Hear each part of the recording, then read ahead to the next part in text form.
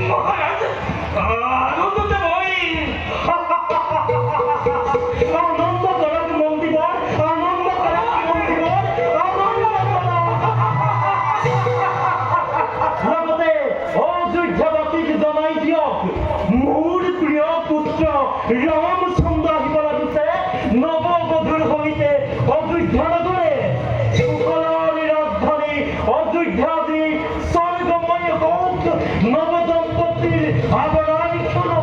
আপনি কোনো চিন্তা নকরিব মহারাজ, আপনি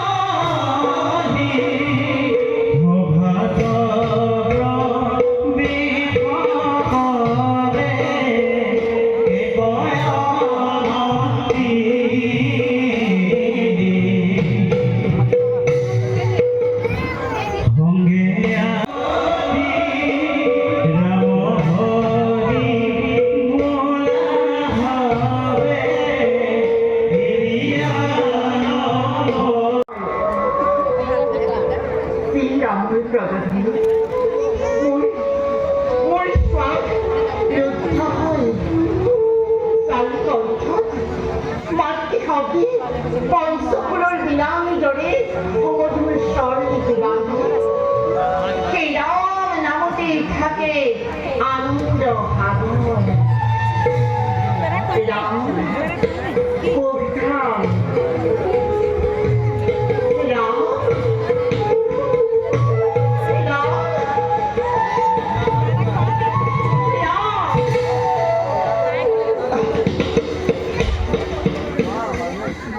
Iya, soprasi, basta, ham,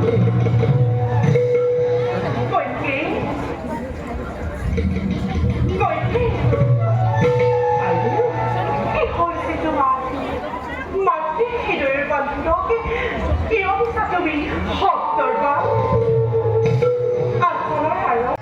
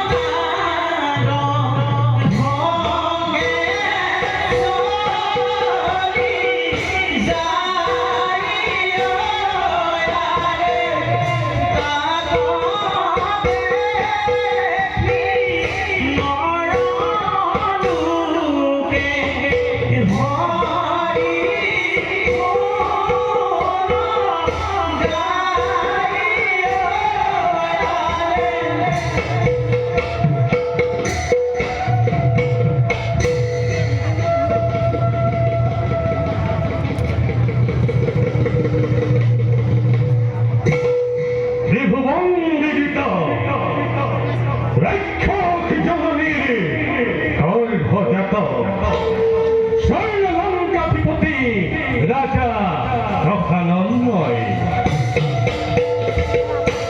জ্যেষ্ঠ ভাতৃকুবেরর স্বর্ণলঙ্কা পুষ্পক হইতে যদি করিল হরণ তথাপি অভিমানে মোর বাহুবলী ভুজা লিখির মহলিখির তপে দিব্য জ্ঞানী হই দন্ত বিদ্যা ভাস্কর তন্ত্র ঐক্যময় ভক্ত পুরাণে রামঙ্গিনার সঙ্গীত ঐক্য ঐক্য ব্রহ্মজ্ঞানী ব্রাহ্মণময় কিন্তু হিমাচ্যে হচ্ছে কুষ্ঠ হিরে যারে প্রতিদিতে করে স্মরণ বন্দন দেবী মোর আরাধ্য দেবাদিদেব দেব ভোলানাথ পিতা আপনার পদর্শন করি লঙ্কাত মহাদেবর সায়মূর্তি শিবলিঙ্গকে প্রতিষ্ঠা করি ও যিশু ভোলানাথ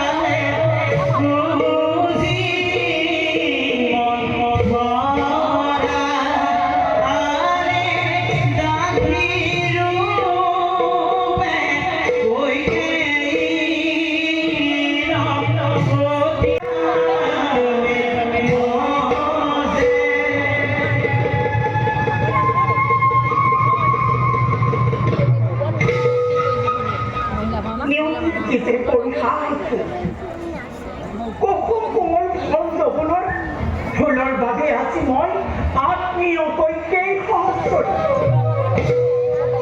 গোলামসব পদবী যৌবন নিয়োগে চালনা কৰি দিলে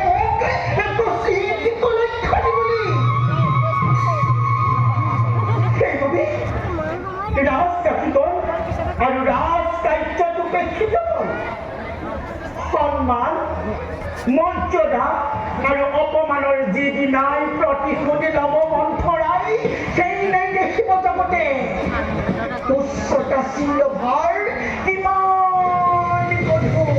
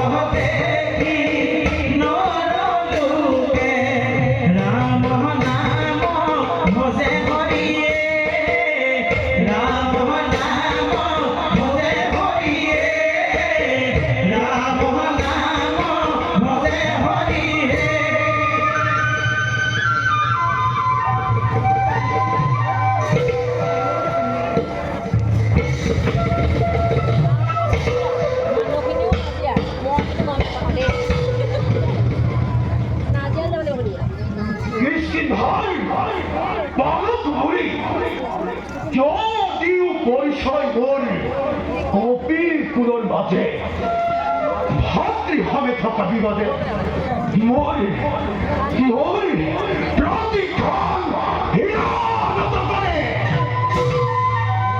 ভাতৃভাই শক্তি বেশি করি প্রতারণা ইয়াক করিল তাক ভাতৃ স্নেহরা উলঙ্ঘন ইচ্ছা খাতা হয় নিষ্কর্মে আজি নির্বাচন বিরাই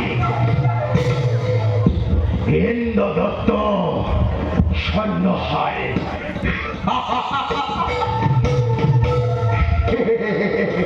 ইন্দ্র দত্ত সৈন্যহার যার রক্ষার কবচ করে আহি করিবহি খবর যাও সারি সমুদ্র জল পান করি প্রাত স্নান সম্পন্ন করবই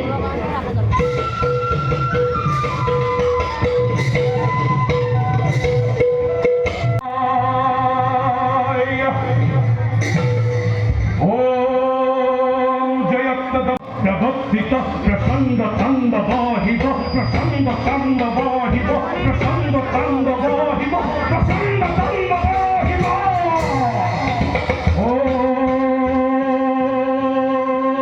নমঃ শিবায়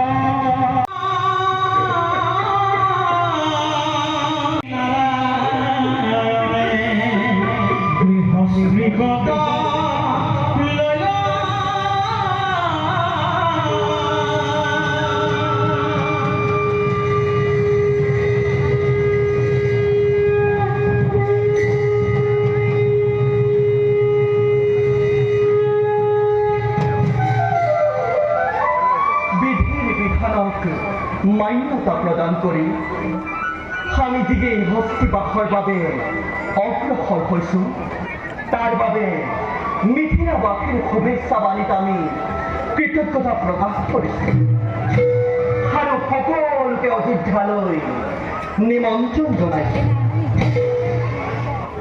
পালিত দেবতা গৌর খমের অনেক নকরে লেখে নাবে প্রমাণ দিব লাগে আপনি দেব পুরন্দরে একদম পাহরি ইন্দর বৈশ্বর ভকতি ইয় প্রকাশিত বীর বল্লিতকে ভাগ্যর লিখনত যা যাবিয়া জুলিছে ভাগ্যর লিখন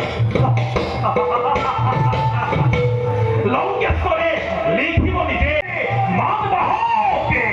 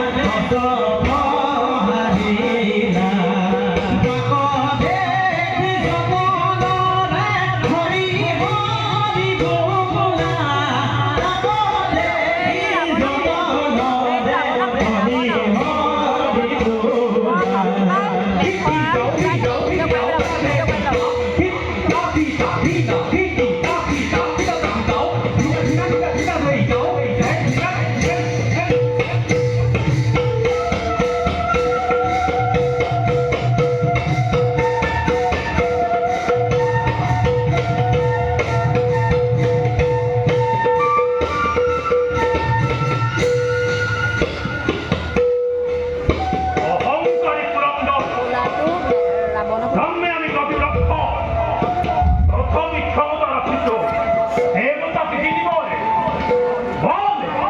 ইয়ার বিফল হব লঙ্কেশ্বর আগে বল ৰাজপ্ৰাসাদতে হৈছে উপস্থিত এনে ক্ষণতে কি আলোচনা মিলিত হ'ব লগা হ'ল কওক পিতৃদেৱ আমিও আলোচ্য বিষয় পাৰিমনে জানিব পুত্ৰদ্বয় পিতা নাই কোনো আলোচ্য প্ৰধান অযোধ্যাবাসীৰ ওচৰত চিৰ ঋণী সেই কথাহে ব্যক্ত কৰিছো সুমন্ত মহাৰাজ আমি এতিয়া বৰগতিক আদৰি চিন্তা কৰিব লাগে বলক মহাৰাজ মন্থৰা মন্থৰা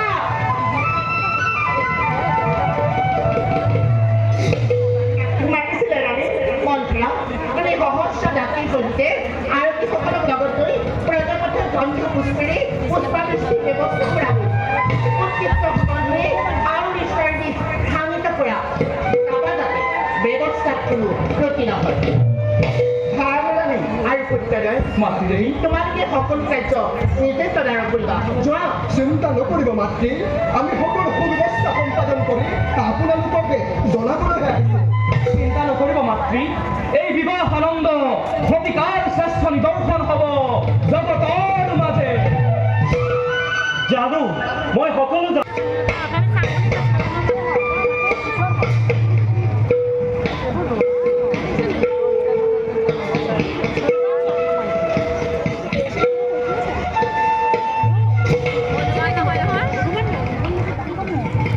रामायण बालिबीर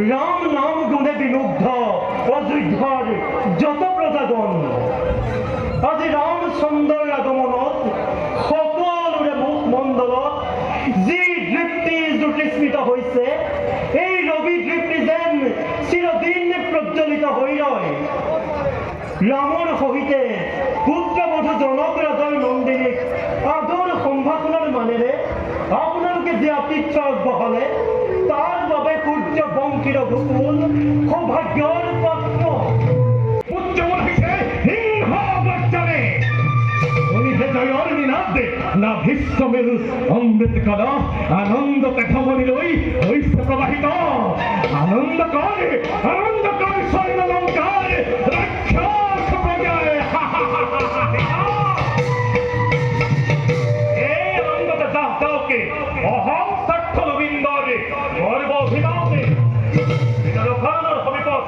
শশীপতি আদি নির্লজ লাঞ্ছিত। ইন্দ্র, শশীপতি ইন্দ্র, অমরাবতীর অধীশ্বর ইন্দ্র, ঐরাবতর অধিকারী ইন্দ্র। হুম হেল বিশ্বরূপে ভিক্ষারী, অদিকে গর্ভজাত নীলাজ দেবতা, অদৃষ্ট জয় করে স্বর্ণালঙ্কার রাজেশ্বরময়, কুশ্রেষ্ঠী রাবণর কুদরত কথা জগৎ বিদিত। ঠাকুতে কখনন কোন হত শ্রেষ্ঠ হলিত হতে আত্মহত্রিত মায়া হতকে বন্দী করি আমি সুবাক্ষ, এটা উচিত শাস্তি প্রদান করো। রাবণ আমার লগত হাতালি নইকে কি দুঃখিতে খেলিছে যদিও ঐক্য ঘর বিধুলি বৈকুণ্ঠপতিয়ে লিখিছে অচিরে অপেক্ষা বাথু সময়ৰ জিহ্বা সংযত কৰি নীলাজিন্দ্ৰ বন্দীৰ হাতত গলাধাৰী অমৃতৰ গুণগানত গপ্ত ৰাখ নহেৰা যাব কাৰণে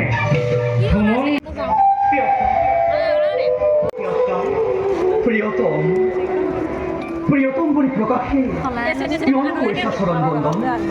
আপুনি সুধিব পাৰোনে মই? কথা জানো কি জ্ঞাত হলে নিশ্চয় কৰিম প্ৰকাশ। কেৱল কন্যা কিয় সকলোকীয়া কৰিব লাগে? বুজি পাইছো জানো কি তোমাৰ প্ৰশ্নৰ মহান আদৰ্শ এটি জন্মগত বংশৰ মানদণ্ড আন এটি বংশতে নিজকে আনন্দ কৰা, সকলোৱে আনন্দ কৰা। চতুৰ ৰজা আৰু চতুৰ পুত্ৰৰ শীতল ষড়যন্ত্ৰ বলি হ'ব আজি। তিনিও কুমাৰৰ লগতে মোৰ স্নেহৰ কৈকয় নন্দিনী। মই কিদৰে বুজাম এতিয়া? নালাগে নালাগে বুজিব ৰাণী কৈকেয়ীয়ে। দাপোনৰ আঁৰত যিদৰে থাকিলো অতদিনে সহস্ৰাৰিণী হৈ, সেই দাপোনৰ আঁৰতে থাকক সদা উপেক্ষিত মন্থৰাৰ জগতব্যাপী মন্ত্ৰণা। মন্ত্ৰণা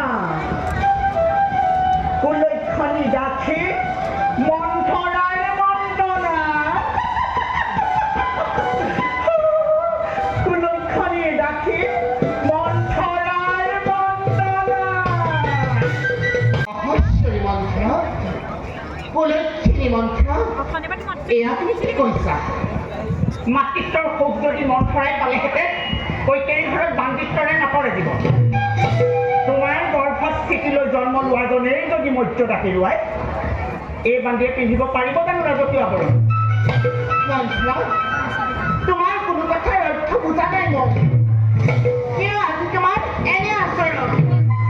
কাল ধুমুহাই গ্ৰাস কৰা তোমাৰ ৰবি কোটালৰ প্ৰচেষ্টা।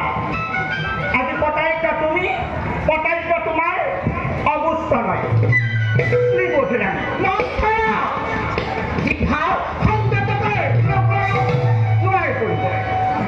মই সংযত কৰি যদি কৌশল্যা দশৰথৰ কূটনীতি ম্লান কৰে, তেতিয়া জানিবা ভালদৰে মোৰ কথাই মৰ্যদা কিমান। কোৱা মন্ত্ৰ, স্পষ্টকৈ কোৱা। মহাৰাজৰ অনুচৰে শুনিলে এনে কথা ঘটিব নেকি? মহাৰাজ দশৰথে সিদ্ধান্ত কৰিছে শ্ৰীৰামচন্দ্ৰ যুৱৰাজ ৰূপে অযোধ্যাৰ ভাগ্য বিধাতা হ'ব। সেইবাবেতো এই উৎসৱৰ আয়োজন। অযোধ্যা এজন যোগ্য মহাৰাজ পাব। ষড়যন্ত্ৰ ৰাণী, ষড়যন্ত্ৰ। আজি প্ৰবঞ্চিত তুমি আৰু তোমাৰ পুত্ৰ ৰজাৰ জীয়াৰী হৈ ৰাজবংশত জন্ম লভি স্বামী মৰিলা চক্ৰৱৰ্তী ৰজা, আৰু এতিয়া অতি সৌভাগ্যৱতী মই। তাত প্ৰশ্নৰ অৱকাশ কৈ সেয়েহে বুলিলো নিবোধ বুলি তোমাৰ পুত্ৰক মাতুলৰ ঘৰলৈ যাবলৈ দি ৰামক যুৱৰাজ পতাই এটাৰ অভিসন্ধি। এবাৰ ভাবি চাইছানে? কৌশল্যা হ'ব ৰাজমাতা আৰু তুমি ৰাম হ'ব অযোধ্যাৰ শাসনকৰ্তা। সৰ্বজ্ঞানী ভৰত ৰামৰ অজ্ঞাবাহী পুত্ৰ। কোন গুণে তুমি অযোগ্য আছিলা? কোন গুণে ভৰত ৬৬ কলাৰে পাৰ্বত হৈও আজি তুমি প্ৰতাৰিত হ'লা কিয়? এয়া গভীৰ অভিসন্ধি। উপায় চিন্তা কৰা মোৰ ৰাজনী ৰাণী। নাতো মন চৰাই অৱয়ব ল'ব লাগিব ককৈলা সহস্ৰী হৈ। চান এৰি মান এৰিব লাগিব ২০০ আগত। উত্তৰাধিকাৰীৰ কথাটো নাপাৰো কিনো বুজাম ৰাণী। তুমি বুদ্ধিব কিনিব। এতিয়া ইয়াৰ উপায় ৰামৰ নিৰ্বাচন ৰামৰ নিৰ্বাচন ঘটৰ আছবিটো কৈকেয়ী অযোধ্যাৰ ৰাজমাতা সেইবাবে হ'ব লাগিব ৰামৰ নিৰ্বাচন। কিন্তু ই কেনে কি কৈছে? মই উত্তৰপ্ৰদেশক এই ষড়যন্ত্ৰৰ পৰা কেনেকৈ মুক্তি পাওঁ? কোৱা মন্ত্ৰী, মোক পাহৰি দিয়া। আছে এটি উপায়। দক্ষিণ দিশত বদয়ন্তীৰ অধিপতি শংকৰৰ বিৰুদ্ধে কৰা যুদ্ধই তোমাৰ একমাত্ৰ সময়। আহত হৈ জ্ঞান হেৰুৱা ৰজা দশৰথক যি নিপুণ কৌশলেৰে ৰণৰ ক্ষেত্ৰত সহায় কৰিছিলা তাৰ বিনিময়ত দিব খোজা দুটিবোৰেই তোমাৰ একমাত্ৰ উপায়ৰ পথ। প্ৰথমটো বৰ ৰামৰ ১৪ বছৰ বনবাস।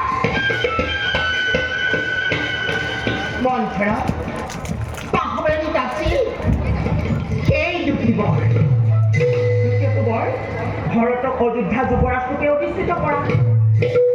প্ৰতিজ্ঞাবদ্ধ ৰজাই বৰ দিবলৈ বাধ্য হ'ব। তুমি যুক্তিৰে বুলিবাবচোন। যোৱা এই ৰাজ চাবৰে শুনি লংকাত অৱস্থান লোৱা। মনত ৰাখিবা ৰামৰ বনবাস ভৰতৰ ৰাজ অভিষেক। ৰামৰ বনবাস ভৰতৰ ৰাজ অভিষেক। ৰামৰ বনবাস ভৰতৰ ৰাজ অভিষেক।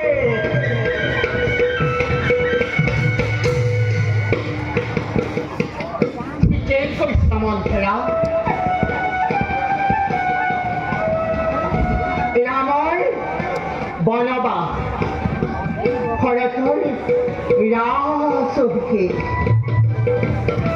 ৰামৰ বনবাস পাৰি লৰি আহিছো।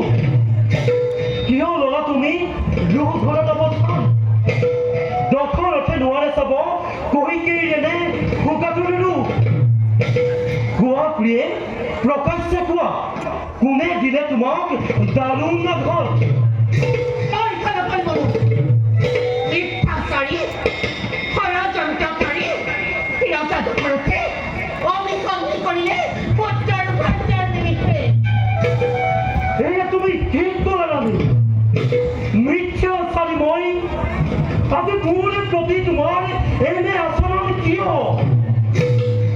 ৰাজপ্ৰাসাদত কৰিছে নেকি তোমাক কোনোবাই অতিষ্ঠ ব্যৱহাৰ? তেন্তে প্ৰকাশ কৰা খন্তেকতে মই তেতিয়াহে মই কৰিম প্ৰকাশ। ব্যক্ত কৰা ৰাণী।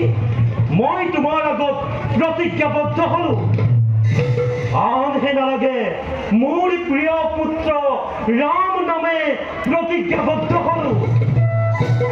মই তোমাৰ মনৰ কামনা পূৰণ কৰিম।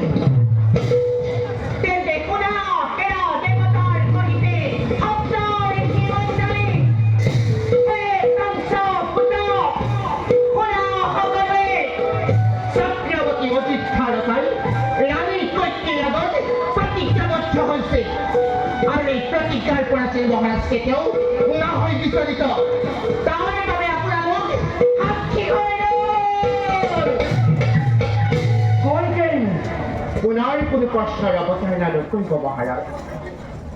আপুনি প্ৰতিজ্ঞাবদ্ধ আৰু মোৰ প্ৰথম অনুৰোধ হ'ল অতি যাতে মোক দিয়া দুটি বৰ এতিয়া আপুনি মোক প্ৰদান কৰিব লাগে। অতি যতে পৰিছে মনত এয়া প্ৰতি সামান্য কথা ৰাণী কোৱা কোৱা ৰাণী কি লাগে কোৱা সেই জ্যোতিবৰৰ প্ৰথমটো বৰে বাঞ্ছা কৰিছো আপুনি মোৰ পুত্ৰ ভৰতক অযোধ্যাৰ যুৱৰাজ ৰূপে ৰাজ সিংহাসনত অধিষ্ঠিত কৰাব লাগে ৰাণী আৰু দ্বিতীয়টো বৰৰ মান্য ৰাখি ৰামক 14 বৰ্ষৰ বাবে দণ্ডকাৰণ্যলৈ বনবাসৰ বাবে পঠাব লাগে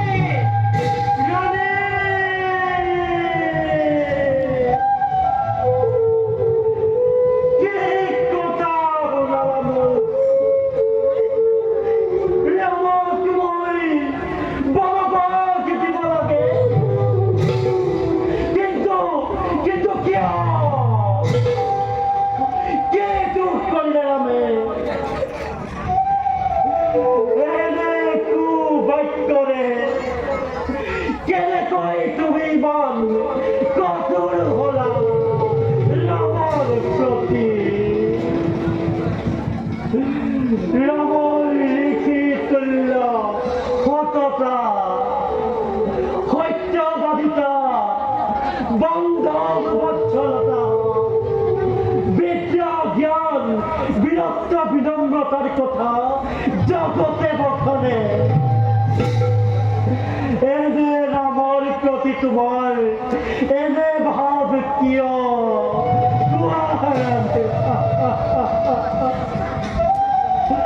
কিদৰে প্ৰকাশ কৰোঁ ৰামক হে মোৰ প্ৰিয় পুত্ৰ অযোধ্যাৰ বিধাতা তুমি বনবাসী হোৱা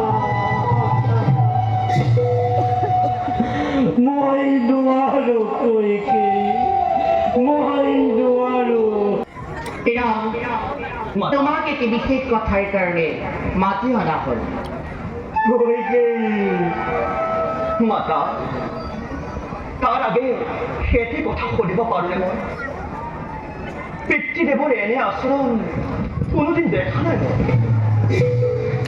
সজানিকে মই কিবা লগালো নেকি জগত পিতৃদেৱৰ পাৰিষদ সদৃশ মুখমণ্ডলত কোনোদিন দেখা নাই বিষাদ কিবা অজান লোকে হৈছে নেকি কিয়মান ৰাম মহাৰাজ তোক উত্থাম্বিত নহয় মহাৰাজে মনত ত্যাগৰ কথাবোৰ তোমাৰ আগত প্ৰকাশ কৰিবলৈ অপাৰগ হৈছে প্ৰতিজ্ঞাবদ্ধ হৈ বৰদান দিব নোৱাৰাৰ বাবে মহাৰাজ আজি মৌন কাৰণ তোমাৰ সহায়তে মহাৰাজৰ প্ৰতিজ্ঞা ৰক্ষা কৰিব তেন্তে মই পিতৃদেৱৰ দুখৰ নাই কওক মাতা কি বৰে পিতৃদেৱ প্ৰতিজ্ঞাবদ্ধ মই দশৰথ নন্দন নামে তোমাক এই সত্য পালন কৰিম অতীততে মহাৰাজে মোক দিয়া দ্বিতীয়বাৰৰ অন্তত প্ৰথমবাৰে ভৰতৰ বাবে অযোধ্যাৰ ৰাজ সিংহাসন আৰু দ্বিতীয়টো বৰ্ষৰ তুমি পিতৃ সত্য পালন কৰি মূৰত জটা বান্ধি বনবাসী বেশে দৈন্যকাৰণ্যলৈ গৈ 14 বৰ্ষৰ বাবে বনবাসী জীৱন যাপন কৰিব লাগে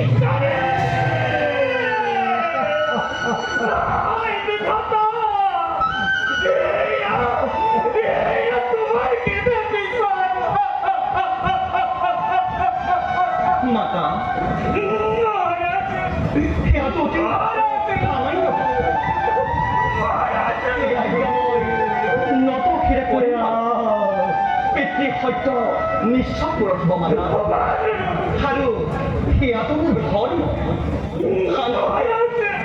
অনুজ ভৰত সদায় আবৃত পিতৃ সত্য মই কেতিয়াও অগ্ৰাহ্য কৰিব নোৱাৰো আৰু এই 14 বৰ্ষ নিমিষতে পাৰো পিতা মাতা সেই মুহূৰ্ততে দ্ৰুতগামী বাৰ্তাবাহক প্ৰেৰণ কৰি অনুজ ভৰতক মাতি পঠোৱাৰ ব্যৱস্থা কৰক মাতা পিতা ৰাম তুমি মহাৰাজৰ সহায়ৰ অপেক্ষা নকৰি নিজ সত্য কৰ্তব্যত অগ্ৰসৰ দুখ মাৰ্জনীয় মাতা পুনৰ দুইৰে চৰণত ৰামৰ ভক্তি ভৰা সেৱা কৰিব গ্ৰহণ।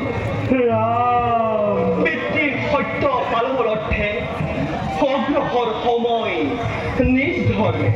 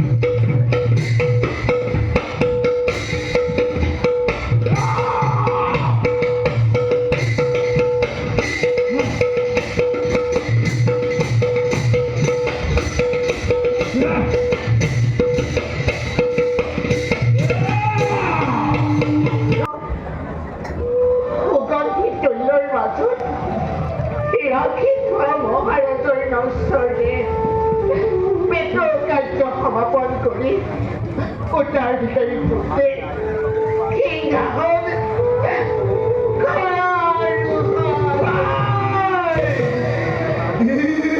শুনালা মাতৃ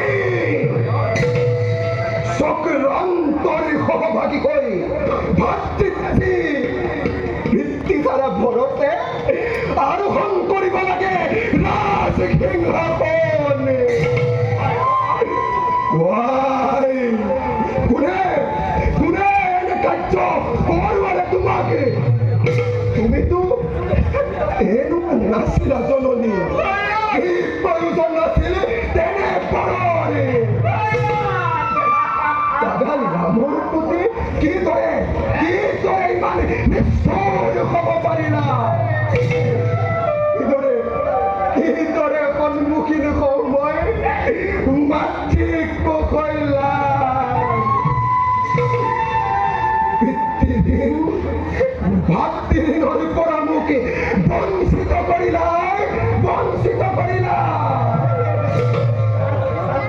ৰাজসিংহাসনে আছিল জানো মোৰ কাণ্ড? চাৰি ৰঘুকুল মুনিক কিয় পৃথক কৰিলা?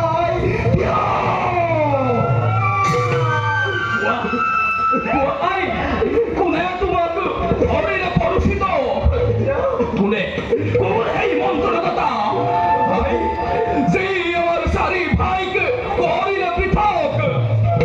কোনে কোনে অযোধ্যাত সুখ্যাতি আনিলে? দিয়া দেখুৱাই মুহূৰ্ততে ছেদন কৰো সেই বিকৃত মুণ্ড।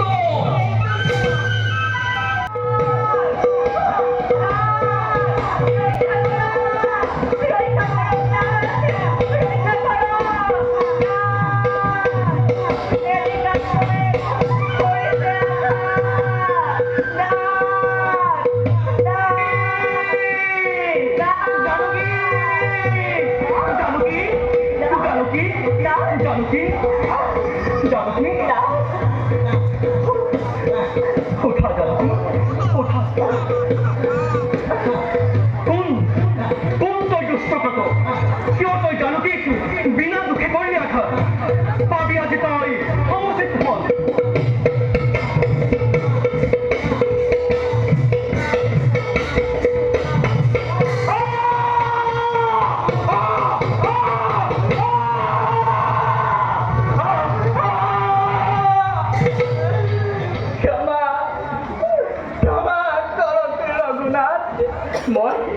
মই দেৱৰাজৰ পুত্ৰ জয়ন্ত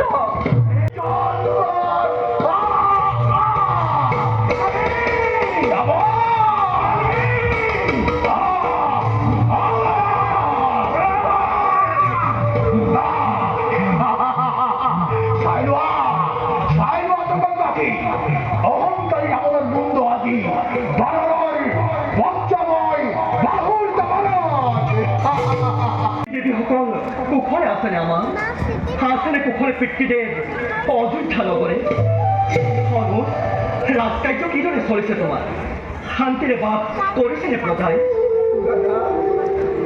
কিয় মোক উপহাস কৰিছে দাদা আছে জানো কিবা সম্বন্ধ ভৰত আৰু ৰাজ্যৰ মাজত থাকোঁতে জ্যেষ্ঠজনে কিদৰে ৰজা মই বোলো দাদা উভতি গৈ গ্ৰহণ কৰি সিংহাসনত মোক এই পাপৰ পৰা মুক্ত কৰক দাদা যিদৰে জীৱন নষ্ট যাই সিদৰে যোৱা ভাৰত দাদা অভিভাৱকৰ অনুপস্থিতিত অযোধ্যাৰ প্ৰজাজন নহ'লে বিচলিত হ'ব নহয় দাদা এয়া কেতিয়াও হ'ব নোৱাৰে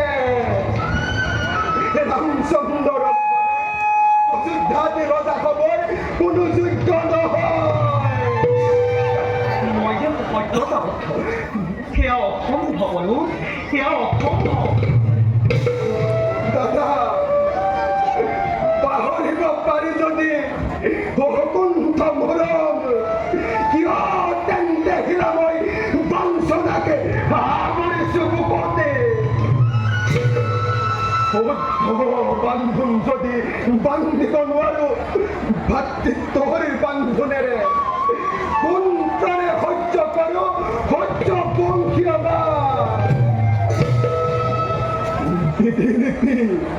বিধিলিপি হয় যদি অন্তৰাই